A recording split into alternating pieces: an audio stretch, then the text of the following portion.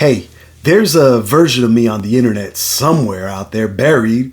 You'll probably have to scroll back a ways to find it. And for a long stretch there, I was quietly hoping that you wouldn't, right? It was, let's say, a different chapter of my life. It was different priorities, a different guy altogether. And that's all I'm going to say about that right now, right? And by the end of this video, by the end of this episode, you'll understand exactly why that's the whole point, right?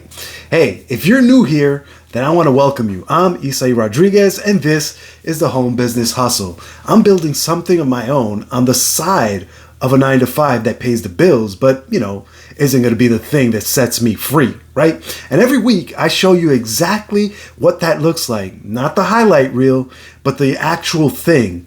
If you're a working dad who's tired of being successful on paper but broke on time, then you're in the right place. We don't do the guru hype here. We don't do the laptop on the beach fairy tale. We just do the work that actually works. Anyway, let's get right into it. So yeah, here's what I'm actually want to talk about. Not the old stuff, the hiding, right? Because I spent a lot longer hiding than I ever spent doing anything worth hiding, right? And the math should tell you something about it, right? Let me back up a little, actually. There's another chapter of mine that I never really talk about either, right? And that one I'll tell you about because it's the one that actually built this thing that we're seeing here. So a few years ago, I was on the phone with the utility company, right? Not yelling, not threatening, just asking, right? Actually, practically begging a stranger to leave my lights on one more week so that I could, shower and go to work and make the money that I owed this company, right? And I remember like it was yesterday, there was this long pause on the line. I'm here pleading my case, and there was this long pause, right? Then she apologizes and essentially transfers me to collections, right? So, there I was. I stood there in the dark, and I mean literally in the dark. The lights had been turned off, the water off, right? And here's the part that really ate at me. I had done everything right? I went to school, got a job, bought a house, signed my name on the dotted line with a shaky but proud confidence, because that's the finish line that everybody points to you, at your, that's what they point at your whole life, right? Go to school, get a job, buy a house. That's the dream, right? That's what society tells you is the epitome of success. But they don't tell you everything, right? Because, for example, as soon as it feels like it's like literally no sooner did I sign on the dotted line, the roof starts to leak. Then the AC quits. Then the water main broke. Right? Then the power gets cut off, right? Because I couldn't keep up with the bills of all that happening. Then it got cut off again because I couldn't keep up with all them bills, right? There was a point where we had to stretch one cup of white rice across 3 dinners. Let that sink in. Then the new car that we had just gotten repossessed right out of the driveway in the middle of the night. And you know what I did with all of that? I hid it. I went to work and I said, I'm good. I'm doing amazing. How are you doing? Like a normal person, right? I hid it from my friends. I hid it from the family. I hid it from the guys who were probably sitting on the exact same phone call that I was and hiding it from me, right? Oy vey. Ave Maria. That's what you like. Anyway, listen, here's the thing that I've come to believe, and it took me way too long to get here, right? Is that hiding something doesn't make it smaller. It doesn't make it go away, okay? It makes it, if anything, it makes it heavier, right? Because now you're carrying 2 things, right? You're carrying the thing itself that you're hiding, and you're carrying the full-time job of making sure that nobody finds out about that thing, right? Are you with me? And the second job is the one that actually breaks you, right? Now, I want to be specific here, because just be vulnerable, like, that is useless advice. And I'm not gonna hand you that, right? Here's what I actually did. 3 parts, actually. First one, I stopped treating past, like my past, I stopped treating that like evidence and started treating it as proof. Like, evidence is something that, someone uses against you, right? Proof is something that you show on purpose. Same facts, completely different posture. Are you with me? The difference is entirely in whether you brought it up first, okay? Like, nobody can expose something that you've already said out loud, right? That's not a mindset trick. That's just how it works mechanically, right? 2, the second thing is that I decided what gets named and what gets described, right? And I personally, I never confuse the two, right? This is the part that I think most people get wrong when they finally decide to be honest, right?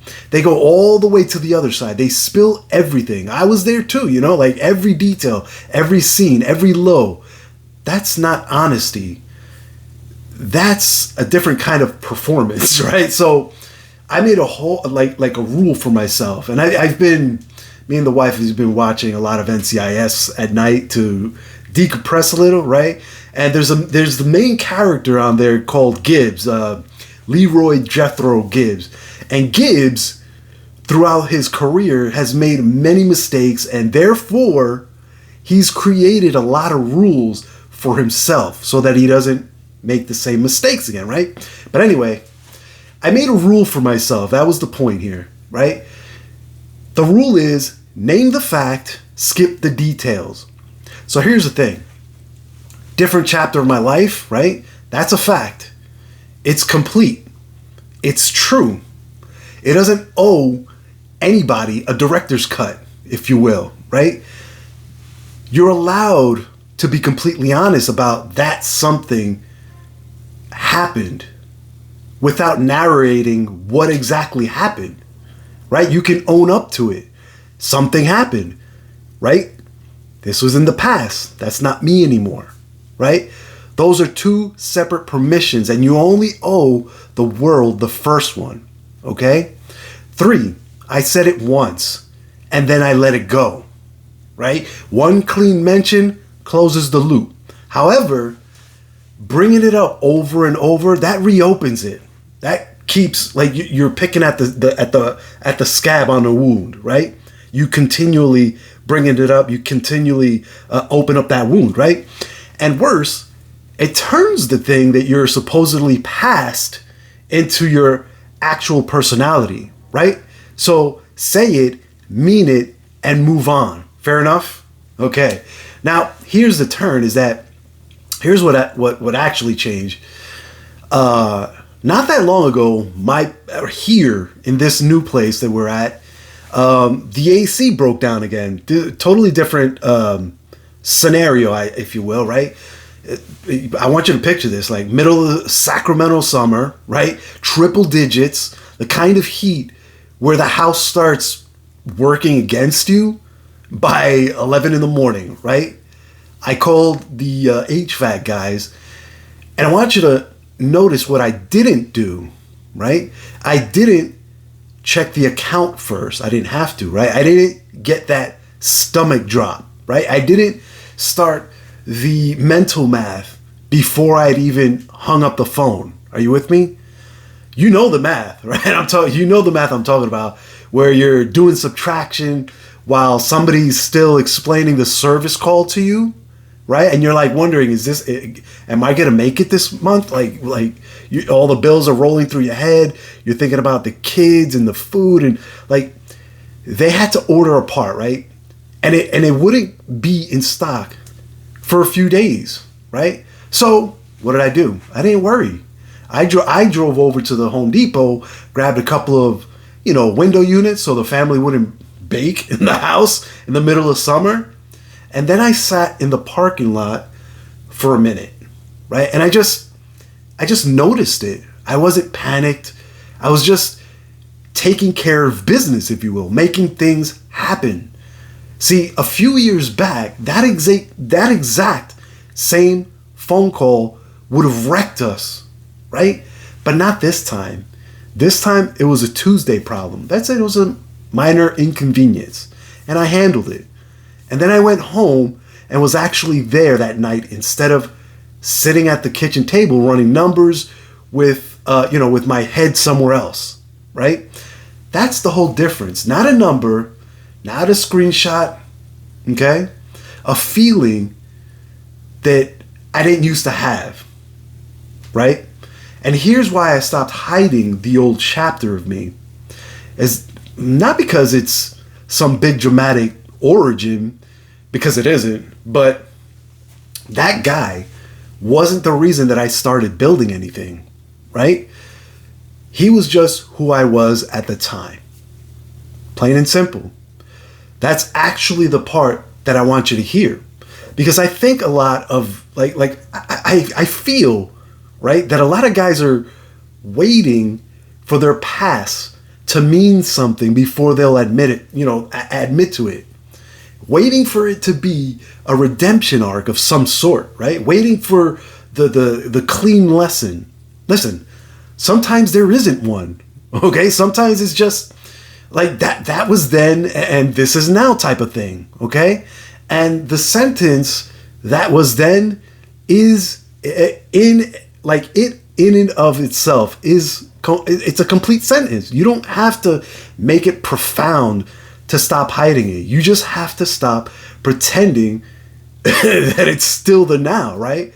Same materials, different structure, still building, right? Fair enough. And I'll tell you what, I am still building. I haven't arrived. I don't believe in ever arriving, right? I think that the day that you feel that you've arrived, that you've made it, that you are quote unquote successful, that's the day that you lose everything. Are you with me? You should always stay hungry. You should always keep fighting to be better than you were yesterday. No matter how good you are today, fight today to be a little bit better tomorrow. And as for me, I'm going to be honest about the ugly parts of this journey as they happen, right? In real time, because slow and honest beats fast and fake. All right? Every single time. So if you got a chapter that you've been hoping nobody scrolls back far enough to find, right? That's cool. But I start by saying it out loud to one person this week. Not the internet. One person this week. That's the whole assignment. That's it, right? One person who doesn't already know. And I'm telling you right now, the hard part isn't the saying, right? It's not saying it. The hard part is the 20 minutes before you say it, the lead up to that scenario, right? Do that and you'll feel the weight of the second job come off, right? That's not a mindset thing, right? That's just what happens, okay?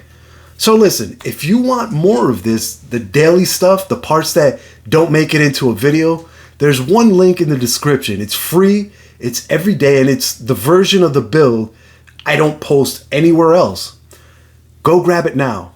And next Friday, we'll be talking about what happens the day the excitement wears off and the work is still there sitting for you, waiting for you, right?